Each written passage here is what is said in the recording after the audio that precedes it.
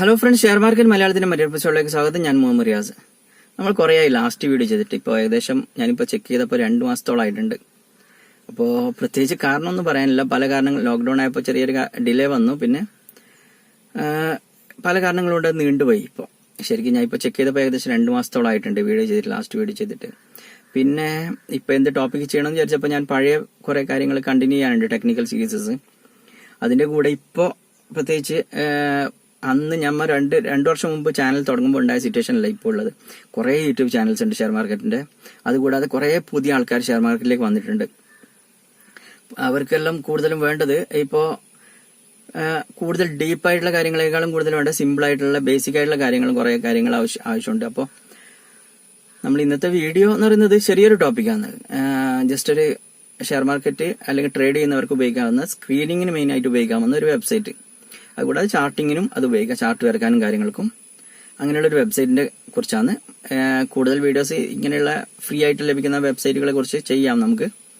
ഇന്ന് അതിനെക്കുറിച്ച് chartink.com എന്നുള്ളൊരു വെബ്സൈറ്റിനെ കുറിച്ചാണ് നമ്മൾ പറയാൻ പോകുന്നത്. കൂടുതൽ ലെങ്ത് കൂടുന്നുണ്ടെങ്കിൽ ഞാൻ ബാക്കി ഭാഗം അടുത്ത വീഡിയോയിൽ ചെയ്യാം.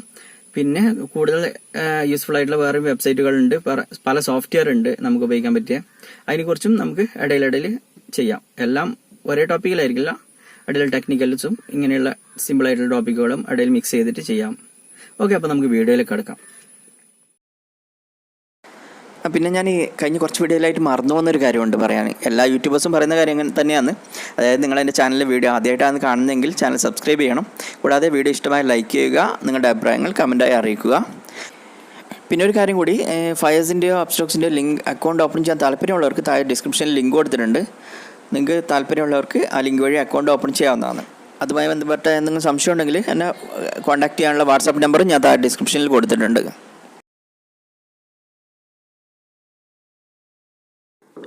ഓക്കെ, അപ്പോൾ നമ്മളിന്ന് ആദ്യം പരിചയപ്പെടാൻ പോകുന്ന വെബ്സൈറ്റ് ചാർട്ടിംഗ് ആണ്. ചാർട്ടിംഗ് നമുക്ക് ഷെയർ മാർക്കറ്റിൽ അത്യാവശ്യം കുറച്ച് വർഷമായിട്ടുള്ള ആൾക്കെല്ലാം അറിയായിരിക്കും. ചാർട്ടിംഗ് നമ്മൾ മെയിനായിട്ട് ഉപയോഗിക്കുന്നത് സ്ക്രീനിങ്ങിനാണ്. അതായത് ടെക്നിക്കൽ സ്ക്രീനേഴ്സ് ഉണ്ടാക്കാൻ വേണ്ടി ഏറ്റവും നല്ലൊരു ടൂൾസിലൊന്നാണ്, ഏറ്റവും സിമ്പിളായിട്ടുള്ള ടൂൾസിലൊന്നാണ് എന്നറിയാം. ഏറ്റവും നല്ലതെന്ന് ഞാൻ പറയില്ല, കാരണം ചെറിയ മിസ്റ്റേക്സിൽ വരുന്നുണ്ട്. പക്ഷേ എങ്കിലും സാധാരണ സ്ക്രീനിങ്ങിനെല്ലാം നല്ല രീതിയിൽ ഉപയോഗിക്കാൻ പറ്റുന്ന ഒരു വെബ്സൈറ്റ് തന്നെയാണ്. കുറേ കൂടി സിമ്പിളാണ് ഇതിൽ സ്ക്രീനേഴ്സ് ഉണ്ടാക്കാൻ വേണ്ടിയിട്ട്. പിന്നെ ഇതിൽ മെയിനായിട്ട് ഉപയോഗിക്കുന്ന ടെക്നിക്കൽ സ്ക്രീനേഴ്സ് ഉണ്ടാക്കാൻ വേണ്ടിയിട്ടാണ്. കൂടാതെ ഫണ്ടമെൻ്റൽസ് കണ്ടീഷൻസും കൊടുക്കാൻ പറ്റും. പക്ഷേ ഫണ്ടമെൻ്റൽസിന് കുറച്ചുകൂടി നല്ലത് screener.in ആണ്. അതിനെപ്പറ്റി ഞാൻ മുമ്പ് ഒരു വീഡിയോ ചെയ്തിട്ടുണ്ട്. വേണമെങ്കിൽ ഞാൻ ഐ ബട്ടണിൽ മുകളിൽ കൊടുക്കുക, അതിൻ്റെ ലിങ്ക് നിങ്ങൾക്ക് ചെക്ക് ചെയ്യാം അതിലെങ്ങനെയാണ് ചെയ്യുന്നതെന്നുള്ളത്. പിന്നെ ഇതിൽ ടെക്നിക്കൽ സ്ക്രീനർ മാത്രമല്ല, ഇതിൽ നല്ല ചാർട്ടും അവൈലബിൾ ആണ്. ചാർട്ട് ഡ്രോയിങ്ങിനും മറ്റു കാര്യങ്ങൾക്കും ഇത് ഉപയോഗിക്കാം. നല്ല ചാർട്ടും ഇതിൽ അവൈലബിൾ ആണ്. അപ്പോൾ ഇതിൻ്റെ പ്രധാനപ്പെട്ട ഫീച്ചേഴ്സ് നമുക്ക് ജസ്റ്റ് ഒന്ന് നോക്കാം ആദ്യം. എന്നിട്ട് ഞാൻ ലാസ്റ്റ് ഭാഗത്ത് ഇതിൻ്റെ സ്ക്രീനേഴ്സ് ഉണ്ടാക്കുന്നതിനെ പറ്റി ഞാൻ പറഞ്ഞുതരാം ജസ്റ്റ്. അഥവാ ഇന്ന് വീഡിയോ ലെങ്ത് കൂടിയാൽ ഞാൻ സെക്കൻഡ് പാർട്ടായിട്ട് അതിടും സ്ക്രീനറിൻ്റെ ഭാഗം. ഓക്കെ, നമുക്കിത് തുടങ്ങാം. ആദ്യം ഇതാണ് ഇതിൻ്റെ ഹോം പേജ്, chartink.com. ഇത് ഫ്രീ സൈറ്റുമാണ്. ഫ്രീ ആയിട്ട് കുറേ കാര്യങ്ങൾ ഇതിൽ കിട്ടും. അതുകൂടാതെ ഇതിൻ്റെ പെയ്ഡ് പ്ലാനും ഉണ്ട്. Paid plan monthly 700+ something. അത് ആവശ്യമില്ല, നമുക്ക് ഫ്രീ ആയിട്ടുള്ളതിൽ തന്നെ ഒട്ടുമിക്ക കാര്യങ്ങളും കിട്ടും. പ്രധാനപ്പെട്ട ഒരു വ്യത്യാസം എന്ന് പറയുന്നത്, ഇത് ഫ്രീ പ്ലാനിൽ ഒരു 5 മിനിറ്റിൻ്റെ ഡിലേ വരുന്നുണ്ട് ഡാറ്റയിൽ. അപ്പോൾ നമ്മൾ ഇൻട്രാഡേയിൽ സ്ക്രീൻ ചെയ്യുമ്പോൾ ചെറിയൊരു ഡിലേ വരും. അല്ലാത്ത പൊസിഷൻസിന് സ്ക്രീൻ ചെയ്യാനൊന്നും അതിൻ്റെ പ്രശ്നം വരില്ല അതിൽ. അതുകൂടാതെ പ്രീമിയത്തിൽ വരുന്ന വേറൊരു പ്രധാനപ്പെട്ട ഫീച്ചർ പറഞ്ഞാൽ അലേർട്സ് സെറ്റ് ചെയ്യാൻ പറ്റും പ്രീമിയത്തിൽ. അതായത് നമ്മുടെ സ്ക്രീനർ അനുസരിച്ചുള്ള ഒരു സ്റ്റോക്ക് വരുമ്പോഴോ അല്ലെങ്കിൽ ഏതെങ്കിലും ഒരു ലെവൽ ബ്രേക്ക് ചെയ്യുമ്പോഴോ നമുക്ക് അലേർട്ട് സെറ്റ് ചെയ്യാൻ പറ്റും. ആ ഒരു കാര്യം കൂടി പ്രീമിയത്തിൽ കിട്ടുന്നുണ്ട്. പക്ഷേ അത് നമുക്ക് ലൈവായിട്ട് നമുക്ക് ഇപ്പോൾ പൊസിഷണൽ ട്രേഡിങ്ങിന് സ്ക്രീനിങ്ങിന് ഉപയോഗിക്കുന്നതെങ്കിൽ നമ്മൾ രാത്രിയായിരിക്കും മിക്കവാറും അത് നോക്കുന്നത്. അപ്പോൾ നമുക്ക് മാനുവലായിട്ട് നോക്കാനും പറ്റും, അല്ലാതെ അലേർട്ടിൻ്റെ ആവശ്യമില്ല. പിന്നെ അലേർട്ട് വേണ്ടവർക്ക് വേണമെങ്കിൽ പ്രീമിയം എടുക്കുക, അത്രയേ ഉള്ളൂ. അല്ലാതെ ഇതിൽ ഹോം പേജിൽ ഇതിൽ കാണുന്നത് ഒന്ന്, ഇന്ന് പ്രധാനമായിട്ട് സെർച്ച് ചെയ്ത സ്റ്റോക്കുകൾ. പിന്നെ അതിന് താഴോട്ട് വന്നാൽ നമുക്ക് കാണാൻ പറ്റും പോപ്പുലറായിട്ടുള്ള പല സ്ക്രീനേഴ്സും കാണാൻ പറ്റും. ഇതിൽ തന്നെ കുറേ ആൾക്കാർ ക്രിയേറ്റ് ചെയ്ത സ്ക്രീനേഴ്സാണ്. വളരെ പോപ്പുലറായിട്ടുള്ള 15 മിനിറ്റ് ബ്രേക്കൗട്ട്, അത് ഇൻട്രാഡേ ബ്രേക്കൗട്ട് സ്കാനറാണ്.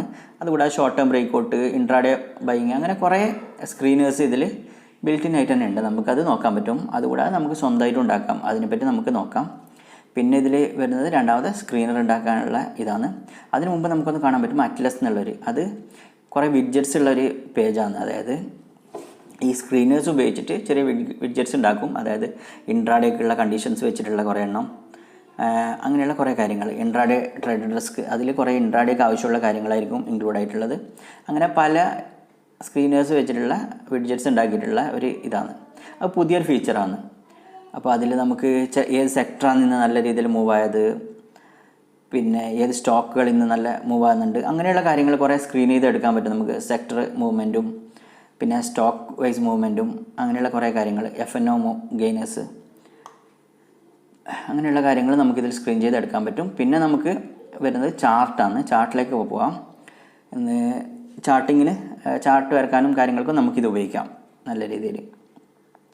നമുക്കിതിൻ്റെ ഏറ്റവും സെൻട്രലായിട്ട് കാണാൻ പറ്റും. നമുക്ക് ആദ്യം കാണുന്നത് നമുക്കതിൻ്റെ പീരിയഡ് സെറ്റ് ചെയ്യാൻ പറ്റും. നമുക്ക് എത്ര പീരിയഡുള്ള ചാർട്ട് വേണം എന്നുള്ള കാര്യം. അതായത് 1 ഇയർ ചാർട്ട് വേണോ, അല്ലെങ്കിൽ ഓൾ ടൈം ചാർട്ട് വേണോ, അല്ലെങ്കിൽ ഒറ്റ ദിവസത്തെ ഡാറ്റ മാത്രം മതിയോ, അങ്ങനെയുള്ള കാര്യങ്ങൾ സെറ്റ് ചെയ്യാൻ പറ്റും നമുക്ക്. ഇപ്പോൾ ഓൾ ഡേ ആണെങ്കിൽ ഓൾ ഡാറ്റ അടിച്ചിട്ട് അപ്ഡേറ്റ് അടിച്ചാൽ ആ ഒരു സ്റ്റോക്കിൻ്റെ ഫുൾ ഡാറ്റ കിട്ടും. നമുക്കിവിടെ സ്റ്റോക്ക് ടൈപ്പ് ചെയ്യാൻ വേണ്ടി ഇവിടെ സൈഡിലൊരു സ്ഥലമുണ്ട്. നമുക്കതിൽ ഒന്ന് എക്സാമ്പിളായിട്ട് റിലയൻസ് എന്ന് ടൈപ്പ് ചെയ്യുന്നുണ്ട് ഞാൻ. Reliance Industries. ഓക്കെ, റിലയൻസിൻ്റെ ഓൾ ടൈം ചാർട്ട് നമുക്ക് ലോഡായി കിട്ടി. അതിൻ്റെ തൊട്ട് താഴെ വരുന്നത് ഡെയിലി, വീക്കിലി, അങ്ങനെ ഏത് ടൈം ഫ്രെയിലുള്ള ചാർട്ട് നമുക്ക് വേണ്ടതെന്നുള്ളതാണ്. നമുക്കിപ്പോൾ ഓൾ ടൈം ചാർട്ട് എടുക്കുമ്പോൾ ഡെയിലി സെറ്റ് ചെയ്യുന്നതിനേക്കാൾ നല്ലത് വീക്കിലി ഓർ മന്ത്ലി ചെയ്യുന്നതാണ്. കാരണം ലോങ് ടേം ചാർട്ട് നോക്കുമ്പോൾ കുറച്ചുകൂടി ഇതായിട്ട് കാണും. ഓക്കെ, വീക്കിലി ഓർ മന്ത്ലി അത് നമുക്ക് ടൈം ഫ്രെയിം സെറ്റ് ചെയ്യാം. ഇപ്പോൾ നമുക്ക് ഇൻട്രാഡേ ആണ് നോക്കേണ്ടതെങ്കിൽ ഇപ്പോൾ ഒരു 2-3 ഡേയ്സിൻ്റെ മതി നമുക്ക് ഡാറ്റ.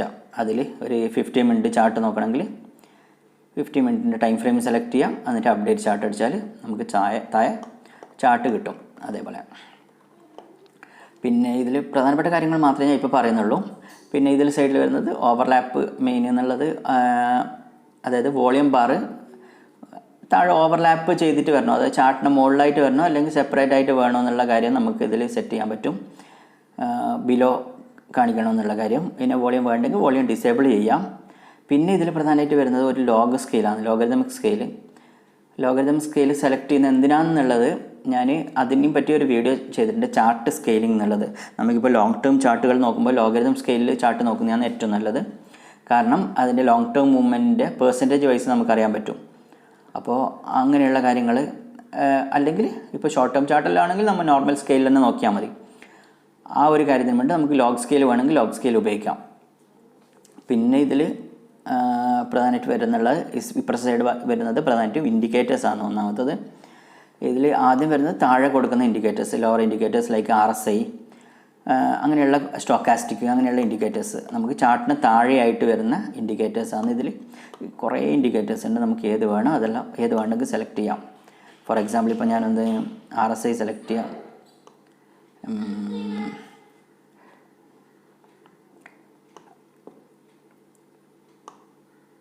ഓക്കെ, ഏതെങ്കിലും ഒരു ഇൻഡിക്കേറ്റർ സെലക്ട് ചെയ്യാം.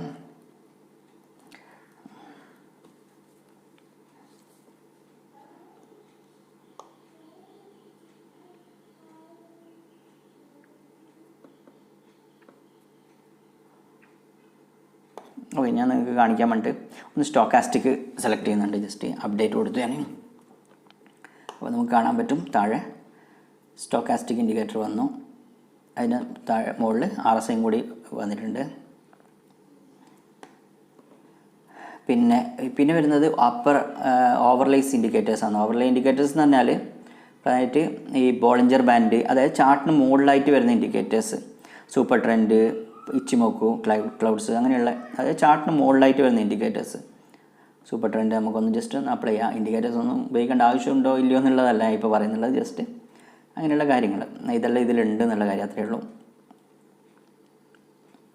പിന്നെ മൂന്നാമത് വരുന്നത് മൂവിങ് ആവറേജസ്. നമുക്ക് കുറേ മൂവിങ് ആവറേജസ് ഒന്നിച്ച് കൊടുക്കാൻ പറ്റും ഇതിൽ. മൂവിങ് ആവറേജ് 1, 2, 3, 4, 5 മൂവിങ് ആവറേജസ് വരെ ഒന്നിച്ച് കൊടുക്കാൻ പറ്റും. ഓക്കെ, എന്നിട്ട് അപ്ഡേറ്റ് ചാർട്ട് അടിച്ചാൽ നമുക്ക് ചാർട്ടിൽ മൂവിങ് ആവറേജസും കാണാൻ പറ്റും. ഓക്കെ, 1 ഇയർ ഡാറ്റ എടുക്കാം.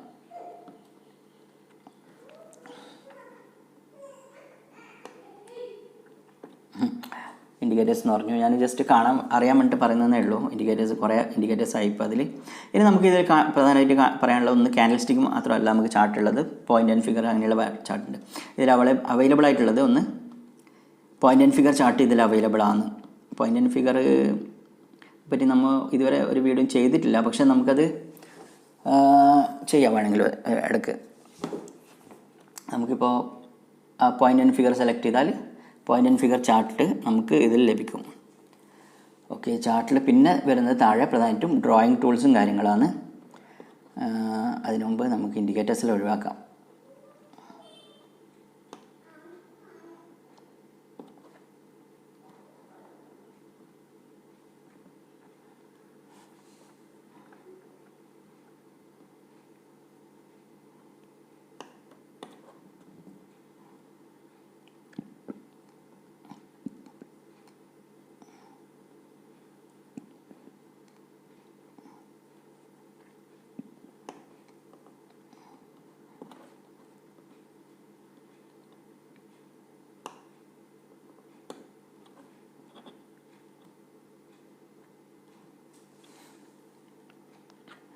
ഓക്കെ, ഡ്രോയിങ് ടൂൾസ് അത്യാവശ്യമുള്ള എല്ലാ ഡ്രോയിങ് ടൂൾസും ഇതിൽ അവൈലബിൾ ആണ്. നമുക്ക് ട്രെൻഡ് ലൈന്,